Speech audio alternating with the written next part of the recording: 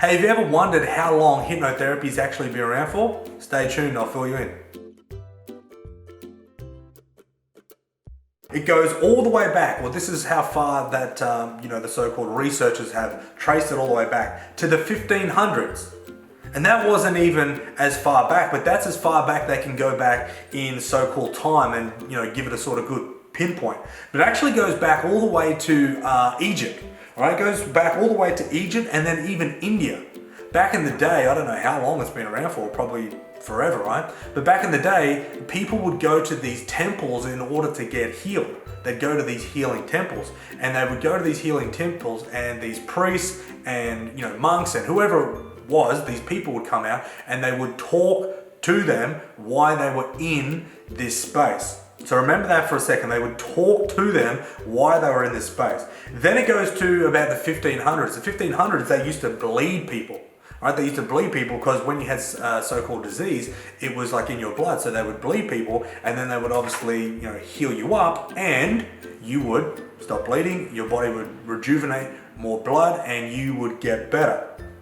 So what used to happen is they would heal with magnets. All right, back in the day, we used to think that magnets was the thing that was doing the healing, because they would cut someone and they would tell someone that the magnet, when they waved over the wound, would heal up the wound.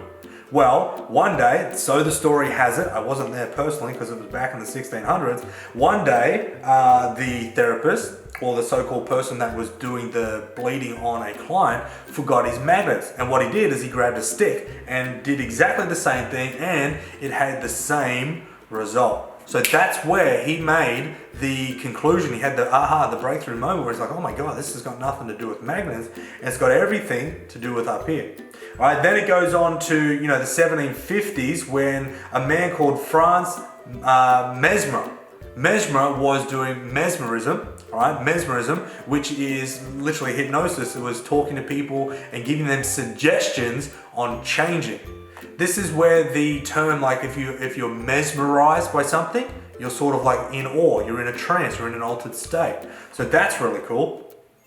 Then it just keeps going on and on and on, up and up and up, up and up and up, all the way to the point where people started to switch on. Like, hang on a second, this has got to do with the suggestion, with the language, not the so-called waving and the physical. It's got everything to do with the mental side of things.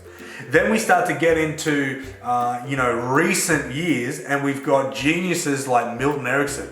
Milton Erickson was around the 1920s to the 1980s, was the best hypnotherapist that the planet has ever seen. And Milton Erickson was this old guy. He was a medical doctor, then he got into hypnotherapy, and he would see up to 10 to 12 people a day, and they would come into his office, and he would just tell stories.